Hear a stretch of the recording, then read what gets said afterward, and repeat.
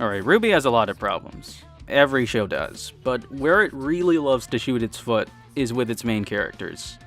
You take Weiss for example. She had the problem of being an unlikable asshole in Volume 1. And then a racist asshole. Does that mean you know that monkey-tailed rapscallion? The who? The filthy faunus from the boat! And then the racism left as quickly as it came. I don't care. Today I'm gonna look at Weiss Schnee and see where things kinda flip-flop with her character. Is it Weiss or Weiss? Volume 1 Weiss starts out as one of the most obnoxious and stuck-up little shits you could ever see. She blames RWBY for blowing herself up. She calls her peers immature, yet refuses to thank them for crucial advice, and constantly judges people like Blake because every rich person needs to do that. And then we find out why she's a stuck-up little shit. You want to know why I despise the white thing? Why I don't particularly trust the faunus? It's because they've been at war with my family for years, and that made for a very difficult childhood. Damn, that's some heavy stuff, Weiss. Maybe I should— No! Oh, no, she's back to being an ass again. You see, her whole debacle with Blake is based on the human-faunus conflict that's introduced during the Jean arc. And we all know how quickly that gets shoved to the side for more Jean screen time. It's an interesting conflict, though, if not a bit out of left field, that helps explain why Weiss is so unlikable in Volume 1. This could open the door for— And in that 12 hours, I've decided I don't care. Let me get this straight. You experienced years of abuse and built-up hatred to the faunus for what they did to your family. As you said in Volume 5, that type of abuse ramped up around age 10. Your mom's a drunk, your father's a drunk and abusive, your sister's barely around, and your little brother's— The Schnee family name is in good hands. Your little brother. Now, I'm no math expert, but that's about 7 years of shitty childhood. And you thought about all that for what was it? 12 hours. Interesting. You got over years of childhood pain with 12 hours of thinking. Glad to know we can all think our problems through, Weiss. Bravo. Wish I'd know that so I can tell my friends they can get over their depression in, couple hours. Just gotta think about it. And that's the problem with early Weiss. She starts out unlikable, but gives a legitimate reason for being unlikable, but then those traits are just dropped by Volume 2. She's suddenly nicer, more considerate, and no longer racist. Is this change realistic given what we saw on screen? Does someone who's been through abuse and has built-in prejudice suddenly just give up on that after a couple hours? Is that realistic? It's a cartoon. You know, they had the perfect solution to the Weiss-Blake debacle, too. All they had to do was have Blake encounter the White Fang, fight Torchwick, get in trouble, and have the rest of Team RWBY be forced to join in. Weiss would have been forced to put aside her misgivings to do her job and see that Blake is a worthy ally in battle. But instead, two characters who were literally introduced in this second-last episode saved the day while Weiss and Yang weren't even involved.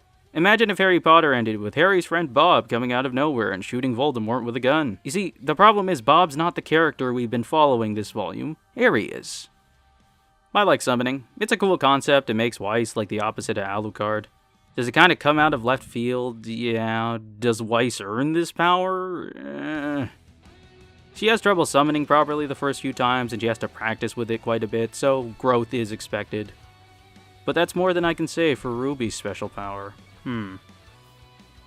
One of the more interesting parts of Weiss was their terrible childhood, and we finally got to see that in Volume 4. Not quite. We saw glimpses of what it was like. The shitty dad, backstabbing brother, but not much else. That being said, I think the most disappointing aspect of Weiss's arc in Volume 4 was the resolution. Most of her arc's about her coming into conflict with her old way of life and realizing that with the way things have gone at Beacon, she can't stay trapped at home forever. And for the most part, the arc's pretty good. You know, we get Weiss feeling isolated, we get implications of the abuse she suffered, though I wish we'd seen more than just implications, maybe a couple flashbacks of her childhood. We see how insensitive and ignorant the Atlesian elite are, and how Weiss is so much more knowledgeable and compassionate because of her experiences.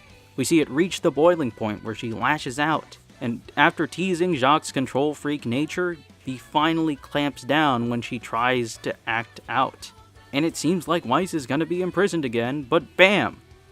She resolves to take things into her own hands. She smashes a window, she summons a giant suit of armor, and she sneaks out. See, the problem with this arc is that the ending doesn't feel satisfying. They're building up to the idea of Weiss breaking free, going out with a bang, but the arc goes out on a whisper. And I don't know why they went with this. They had good setup. She smashed a window, summoned the giant knight, had pretty much lost everything, and abandoned all subtlety of her plans, and this is what we get. The sad thing is, earlier in the volume, Whitley asks, What could a single huntsman possibly do that an army could not? and the escape? Oh man, an escape would have been the perfect opportunity to give him an answer. All they had to do? Get Jacques and a bunch of guards and robots or whatever guarding the main entrance, and Weiss pretty much charges through all of them with her suit of armor, complete with This Life Is Mine playing in the background. That would have been a much more appropriate scene to use the song in than Weiss fighting the demon bees. But Volume 4 is meant to be light on action. Okay, but action should be allowed in an action show, and a more action-packed finale would have been a better fit for the ending of this arc. Weiss smashing apart what basically amounts to her prison after seemingly losing everything from her old life and any semblance of control, no pun intended, could have been an interesting way to end things. A literal and figurative jailbreak. Imagine it, she would have taken the weapon that was meant to keep her locked up and used it to get her out. Tell me that's not irony at its finest. But there might have been guards blocking the way. Well, Weiss can literally defy physics, and every nameless mook on this show thus far has been a complete pushover. Also, have you not noticed there are no guards anywhere in the mansion? I can't see them. Where are they? I don't know why Weiss was so worried about keeping quiet anyways. The place is a literal graveyard, even after Jacques tells her she can't leave. I mean, I keep asking myself, how did Jacques expect to keep a first-year huntress who can move things with a wave of her sword and summon copies of the dead stuck in his home?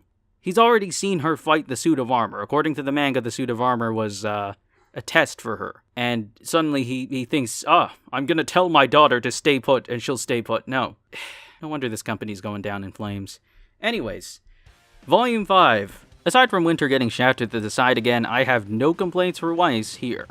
You know, surprisingly, in the volume where pretty much all the characters got screwed over in one way or another, Weiss was the exception. She was the most likable character of Volume 5. She gave advice, she kept Yang in check, and she kicked ass. So yeah, Volume 5 Weiss is best Weiss. Let's just wait till Volume 6 comes around. You know, it's gonna be fun. But enough about that. What's my verdict? I think the biggest problem with Weiss is the execution of her arcs. Actually, no, not even the execution, but the resolution. How they execute that for a lot of her arcs. Oftentimes it feels either unsatisfying or it's rushed. And sometimes the changes that are accomplished by this are a bit unwarranted. Weiss herself is okay. You know what? I love her designs, both her designs from Volume 1 and Volume 4. I think she has a cool power. She's the closest thing to magic here. Screw the maidens are avatars, okay? Weiss is the closest thing to a magician this entire show has. But overall, I'm not too optimistic about what's going to happen in Volume 6 because they are heading back to Atlas, and given the state of Volume 5 and how bad that was, who knows? But for now, let's celebrate, knowing that Weiss is currently the best character in the show.